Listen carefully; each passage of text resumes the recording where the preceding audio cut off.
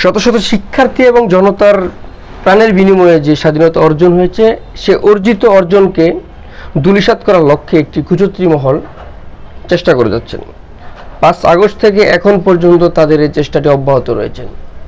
তারা তাদের স্বার্থ আদায়, তাদের ক্ষোভ, তাদের চাহিদা মেটানোর জন্য তারা যে চেষ্টাটি করছেন, সেটিতে শিক্ষার্থীদের বদনাম হচ্ছেন, শিক্ষার্থীদেরকে নিয়ে মানুষ মন্তব্য করছেন। শিক্ষার্থীরা এসব কাজে কখনোই ছিলেন না, থাকবেনও না। শিক্ষার্থীরা যে চেষ্টাটা করে আজ দেশটাকে স্বাধীন করেছেন, সেটিতে নিঃসন্দেহে দেশের সব মানুষই প্রায় সহমত পোষণ করে এবং সশরীরে তারা সেটিতে নামার কারণে কিন্তু আজ এই অর্জনটা হয়েছেন। কিন্তু এই অর্জিত অর্জনকে কোনোভাবেই আমরা চাই না যে মানুষ সেটা নিয়ে সমালোচনা করুক কিংবা মানুষ বলুক যে এমন কিছু যে যাদের কাছ থেকে মুক্তি পেয়েছেন, মুক্তির পর যে আবার নতুন করে এমন সময়ের পার করা লাগবে, মানুষ যেমন টাইপের কিছু না বলে। এই যে শিক্ষার্থীদের অর্জিত অর্জনকে যারা এমনভাবে বিনষ্ট করার চেষ্টা করছেন, তাদেরকে প্রতিহত করার আহ্বান আমি শিক্ষার্থীদের জানাই। শিক্ষার্থীরা কখনোই এই লুটপাট কিংবা জবরদখল থেকে শুরু করে কোনো প্রকার অপকর্মের স্বীকৃতি দিবে না, কারণ শিক্ষার্থীরা যে অর্জনটি করেছেন সেটির লক্ষ্য ছিল বাক স্বাধীনতা। নির্ভয়ে মানুষ চলাফেরা করবেন, নির্বিঘ্নে মানুষ যাতায়াত করবেন। মানুষের পরিবারের পরিজনকে কখনো চিন্তা ভাবনা করতে হবে না যে আমার ছেলেকে দূরে নিয়ে যাওয়া হবে, আমার ছেলে গুম হতে পারে কিংবা আমার ছেলের প্রতি অবিচার হবে। এই লক্ষ্যেই কিন্তু শিক্ষার্থীরা সেই অর্জনটি করেছেন।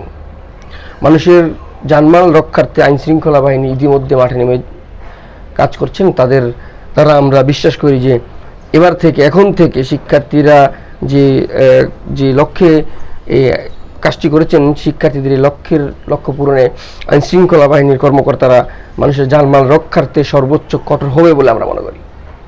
আমাদের নবগঠিত অন্তর্বর্তীকালীন সরকারের প্রধান ডক্টর মোহাম্মদ ইউনূস, তিনি একজন বিচক্ষণ মানুষ। তিনি বিশ্বব্যাপী যা তার নাম ডাক রয়েছেন, তিনি একজন নোবেল বিজয়ী মানুষ।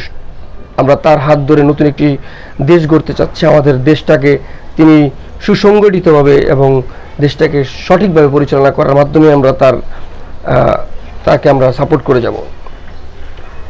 এই যে নোবেল বিজয়ী ডক্টর মোহাম্মদ ইউনূস, তিনি আমাদের দেশে অর্থনৈতিক যে মন্দা, আমাদের দেশটা যে অর্থনৈতিকভাবে ডুবে আছেন, সেটি অতি শীঘ্রই কাটিয়ে আমাদেরকে সঠিকভাবে পরিচালনা করবেন বলে আমরা আশাবাদী। কিন্তু যারা এই যে সুবিধা নিতে চাচ্ছেন, যারা মানুষের ক্ষয়ক্ষতি করছেন, এটি প্রতিহত করতে হবে, এটি সরকারের নজর আসতে হবে, এটি আমাদের শিক্ষার্থী ভাই বোনদের হাতে আসতে হবে। যারা এমন কাজে নিজেদের জড়াচ্ছেন, তাদেরকে বলতে চাই যে আপনারা যে অর্জনটায় আমাদের সহপাঠী ছিলেন, তারা কিন্তু ইতিমধ্যে আপনারা যে লক্ষ্যে যাচ্ছেন সেটি কিন্তু ভুল, এবং মানুষের ধারণা যেমন না হয় যে আগের থেকে যারা আসছেন তারা যেন একটু ভালো হয়। কিন্তু আপনারা যে কাজটি করছেন সেটি নিঃসন্দেহে ন্যাক্কারজনক কাজ।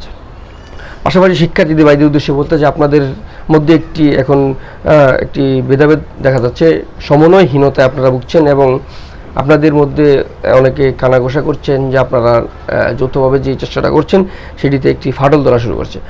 আমরা আশাবাদী আপনারা এটি অতি শীঘ্রই এটি নিয়ে ভাববেন, এটি কাটিয়ে উঠবেন এবং শিক্ষার্থীদের যে যৌথ চেষ্টা, একত্রিত হয়ে শিক্ষার্থীরা যে অর্জনটি করছেন সেটি রক্ষার লক্ষ্যে আপনারা চেষ্টা করবেন।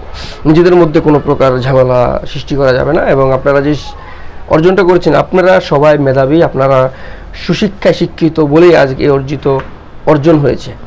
আপনাদের দ্বারা দেশ সঠিকভাবে পরিচালনা হবে, কারণ আপনারা দেশটাকে পরিচালনা করতে পারবেন। শিক্ষার্থীর হাত ধরে যদি দেশ পরিচালনায় কোনো প্রকার দুর্নীতি থাকবে না, কোনো প্রকার অন্যায় থাকবে না, অত্যাচার থাকবে না, মানুষের প্রতি জুলুম থাকবে না। স্বৈরাচার মুক্ত দেশটা গড়তে চান আপনারা এবং দেশটা সেই লক্ষ্যেই করছে।